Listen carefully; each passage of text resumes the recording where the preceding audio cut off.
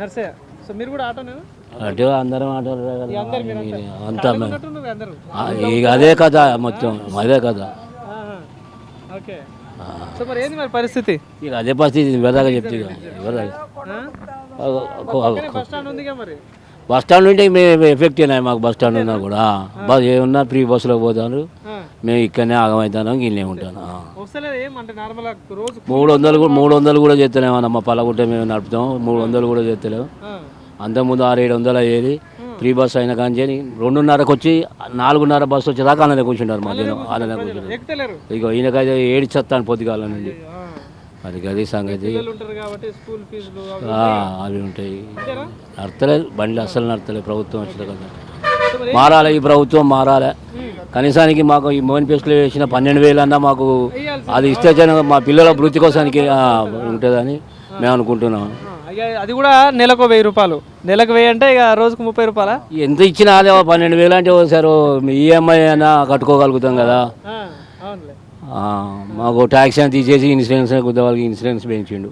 ఎలక్షన్లలో వాళ్ళు గెలవడం కొరకు బోగరేషాలు వేసి జనాన్ని ఆగం చేస్తాను. ఫస్ట్ జనాన్ని పిచ్చోళ్ళని చేస్తాను. పోలీసు వాళ్ళకి పవర్ ఇవ్వాలి. ఇప్పుడు పోలీసు వాళ్ళకి పవర్ ఇవ్వకుంటే ఊరు మొత్తం ఆగమవుతుంది.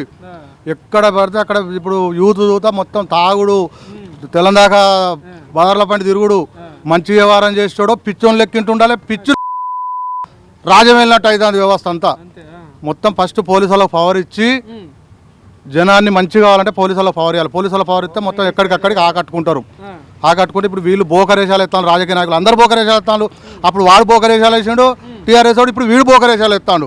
అంటే వాళ్ళు గెలవడానికి ఇదంతా ప్రజలను వాడుకోవడం, ప్రజలను పిచ్చోళ్ళని చెప్తాను. అటు ఇటు ఇప్పుడు ఊళ్ళో ప్రజలు మారాలి. ఫస్ట్ ప్రజలు మారాలంటే ఓటేసే ముందు ఆలోచించాలంటే ఏం చేస్తారు?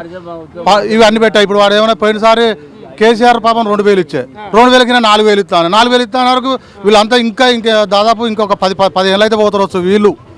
ఈ ముసలి వాళ్ళంతా దాని ఆదాన ఇటు ఓట్లేసే ఇటు గెలిచే. ఇప్పుడు ఇచ్చులు లేదా? ఇదంతా భారం ఏంది? ఇప్పుడు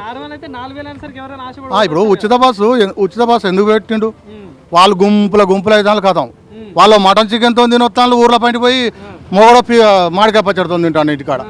అంటే రోజులు ఎట్లా అంటే మొత్తం వీళ్ళు గవర్నమెంటే ఆగం చెప్తాను. పోయిన గవర్నమెంట్ అని ఇదని. మన రేవంత్ రెడ్డి ఏమో ప్రజాపాలన అందిస్తా ఉన్నా అంటున్నాడు. మరి బయట డబ్బులేడా బుడతలేవు, బయట డబ్బులేడా బుడతలేవు, డబ్బులు అప్పు కోసం పోతుంటే దొంగలు చూస్తారంటే. దొంగలు చూసినట్టే ఇప్పుడు వీళ్ళ రాజకీయం ఎట్లున్నాయంటే, ఇప్పుడు అంతకుముందు కేసీఆర్ ఇట్లా రేవంత్ రెడ్డిని ఇబ్బంది పెట్టిండని నేను ఎటు కలిసి ప్రజలు నేను చేయాలి, గవర్నమెంట్ చేయాలంటే చలో ఏదైనా అయితే ఉచిత పథకాలు పెట్టాలి, నేను గెలవాలి, నేను గెలిచినాక వాళ్ళని ఇబ్బంది పెట్టాలి.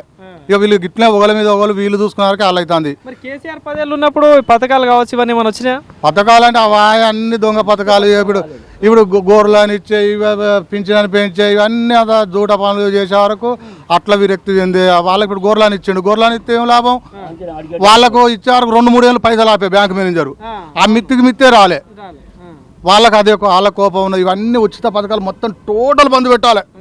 టోటల్ బంద్ పెట్టి జనాన్ని మంచిగా చేయాలంటే వీళ్ళు ఫస్ట్ రాజకీయ నాయకులు దొంగలు తయారవుతాను. ఏ ప్రభుత్వాన్ని దొంగలు తయారు. శేషన్ గన్పూర్ విషయానికి వస్తే మీ ఎమ్మెల్యే కడియం శ్రీహరి, మరి ఏంది ఆయన పరిస్థితి ఎట్లుంది? కడియం శ్రీహరి 1 నెంబర్ మనిషి. ఇక మనం ఇప్పటిదాకా ఏమనుకున్నాం? మంచివాడో వేస్ట్గాడు అయ్యిండు, వేస్ట్గాల గుంపులు తయారవుతాను. దేనికైనా సిద్ధం అని రోడ్ ఎక్కుతాను. రోడ్ ఎక్కే వరకు మంచి వాళ్ళకి విలువ లేకుండా అవుతుంది. ఇక ఆయన అందుకని రాజకీయం బంద్ పెడతా అంటాడు కదా. ఇక మరి ఏం చెప్తాడు? బంద్ పెడతాడు. కానీ ఇప్పుడు ప్రజల అభివృద్ధి కోసం పార్టీ మారినా అని చెప్పేసి ఒక స్టేట్మెంట్ ఇచ్చిండు. మరి అభివృద్ధి ఏమైనా కనిపిస్తుందా? ఈ అభివృద్ధి అంటే ఇక ఇప్పుడు పోయిన ముఖ్యమంత్రి అంత లాసలో ఉండే, ఇక ఇప్పుడు వీలు చేయలేక ఇక మేమేం చేయాలని అనలేక ఇక చేస్తాం అని అంటాను.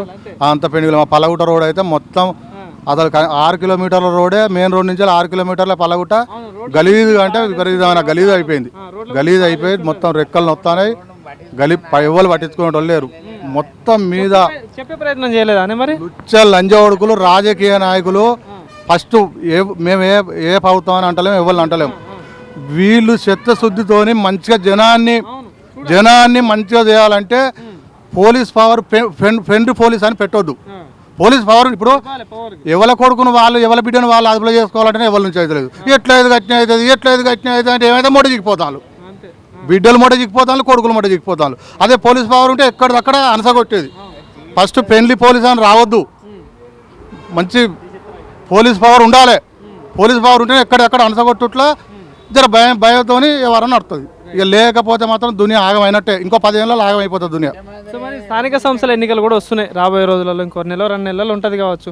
సో ఏంది మరి ప్రజలు ఎటు వైపు తిరిగే ఛాన్స్ ఉంది ఈసారి? ఇక మళ్ళీ టీఆర్ఎస్ అవుతుంది. ఎందుకంటే ఏమో మరి మళ్ళీ ఎలక్షన్ల దగ్గరకు వచ్చే మొక్కు అన్ని రిలీజ్ చేస్తే ఈ అంతా మొత్తం మళ్ళీ జనం ఎటు తిరుగుతుందో తెలియదు. ఏమున్నా జనం చూతా గలీజ్ అయిపోయారు, జనం గలీజ్ అయిపోయారు. జనాన్ని చూతా అనేది లేదు, వాళ్ళు గలీజ్ అయిపోయారు. ఎటు పైసలు ఇస్తే అటే వెళ్తాను. అందుకనే అంత మార్కెటింగే ఖరాబ్ అయిపోతాను. Thank you.